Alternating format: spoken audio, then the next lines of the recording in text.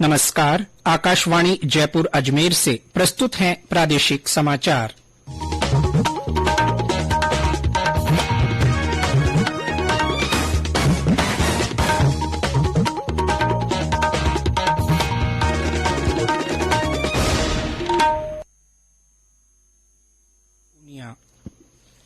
वित्त मंत्री निर्मला सीतारमण ने आज लोकसभा में अमृतकाल का पहला बजट पेश किया। श्रीमती सीतारमण ने 5वीं बार बजट प्रस्तुत किया। बजट में ग्रामीण क्षेत्रों में एग्री स्टार्टअप के लिए कृषि वर्धक निधि की स्थापना का प्रस्ताव किया गया है। पीपीपी मोड के जरिए कपास फसल के उत्पादन को बढ़ाया जाएगा। मोटा अनाज के लिए देश में श्री अन्न वैश्विक केंद्र बनाया जाएगा। कृषि ऋण का लक्ष्य 20 लाख करोड़ रुपए तक बढ़ाया जाएगा। बजट में 6,000 करोड़ रुपए के निवेश के साथ पीएम मत्स्य संपदा योजना की एक नई उपयोजना शुरू किए जाने का प्रस्ताव किया गया है। वित्त मंत्री ने बजट प्रस्तुत करते हुए कहा कि सरकार सहकारिता आधारित आर्थिक विकास मॉडल को बढ़ावा दे रही है। इसके लिए राष्ट्रीय सहकारी डाटाबेस तैयार किया जा रहा है। बजट में 2,516 करोड़ रुपए के निवेश के साथ पीएसीएस के कम्प्यूटरीकरण का काम शुरू किए जाने का प्रावधान किया गया है।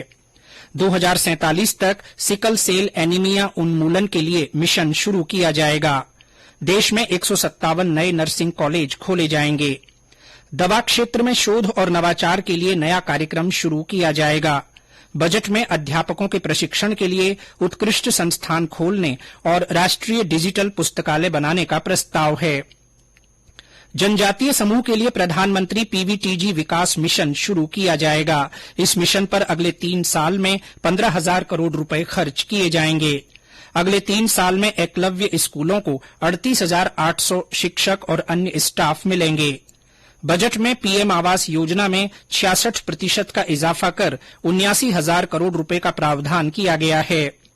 1 लाख प्राचीन पुरालेखों का डिजिटाइज भी किया जाएगा। बजट में राज्यों के लिए ब्याज मुक्त ऋण को 1 साल के लिए बढ़ा दिया गया है। शहरी अवसंरचना विकास निधि के लिए हर साल 10,000 करोड़ रुपए जुटाए जाएंगे। व्यापार में सुगमता के लिए 42 केंद्रीय कानूनों में संशोधन किया जाएगा और संविदात्मक विवादों को निपटाने के लिए स्वैच्छिक समाधान योजना लाई जाएगी। आर्टिफिशियल इंटेलिजेंस के लिए 3 उत्कृष्टता केंद्र भी खोले जाएंगे। नवाचार और शोध को बढ़ावा देने के लिए नई राष्ट्रीय डाटा शासन नीति बनाई जाएगी।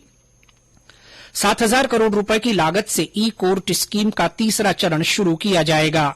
5G एप्स तैयार करने के लिए 100 प्रयोगशालाएं बनाई जाएंगी। हरित हाइड्रोजन मिशन के तहत 2030 तक 5 MMT के वार्षिक उत्पादन का लक्ष्य रखा गया है। बजट में ऊर्जा सुरक्षा के क्षेत्र में 35,000 करोड़ रुपए का पूंजी निवेश का प्रावधान किया गया है। हरित ऋण कार्यक्रम को भी शुरू किया जाएगा। वैकल्पिक उर्वरकों को बढ़ावा देने के लिए पीएम प्रणाम योजना शुरू की जाएगी। गोवर्धन स्कीम के तहत 500 नए संयंत्रों की स्थापना होगी। अमृत धरोहर स्कीम से रामसर साइट के संरक्षण को बढ़ावा दिया जाएगा। वाहन स्क्रैपिंग के लिए पर्याप्त निधि का प्रावधान किया गया है। प्रधानमंत्री कौशल विकास योजना 4.0 की शुरूआत होगी। 30 स्किल इंडिया इंटरनेशनल सेंटर स्थापित किए जाएंगे। अग्निवीरों के हित में बड़ा फैसला करते हुए अग्निवीर निधि को EEE स्तर प्रदान किया जाएगा। नई कर व्यवस्था का विकल्प चुनने वाले करदाताओं को 7 लाख रुपए तक की आय पर कोई कर नहीं देना होगा। बजट में आयकर स्लैबों को 6 से घटाकर 5 कर दिया गया है। 3 लाख रुपए तक की आय आयकर से मुक्त रहेगी। 3 से 6 लाख रुपए की आय पर 5%, 6 से 9 लाख रुपए पर 10%, 9 से 12 लाख पर 15%, 12 से 15 लाख पर 20% तथा 15 लाख रुपए से अधिक की आय पर 30% आयकर लगेगा। संसद में बजट पेश करने से पहले वित्त मंत्री निर्मला सीतारमण, वित्त राज्य मंत्री डॉक्टर भागवत किशन राव कराड़, पंकज चौधरी और मंत्रालय के वरिष्ठ अधिकारियों ने राष्ट्रपति द्रौपदी मुर्मू से भी भेंट की। आज तटरक्षक बल का स्थापना दिवस है। इस अवसर पर प्रधानमंत्री नरेंद्र मोदी ने सभी तटरक्षकों को बधाई दी है। उन्होंने कहा कि भारतीय तटरक्षक बल अपने पेशेवर कौशल और तट को सुरक्षित रखने के प्रयासों के लिए जाना जाता है। झुंझुनू के खेतड़ी नगर में स्थित भारत सरकार के उपक्रम हिन्दुस्तान कॉपर लिमिटेड में 36वें खान सुरक्षा सप्ताह के तहत कार्यक्रम हुआ, जिसमें खेतड़ी कॉपर कॉम्प्लेक्स के कार्यपालक निदेशक श्री कुमार समेत अधिकारियों और कर्मचारियों ने हिस्सा लिया। इसके साथ ही प्रादेशिक समाचार बुलेटिन समाप्त हुआ। नमस्कार।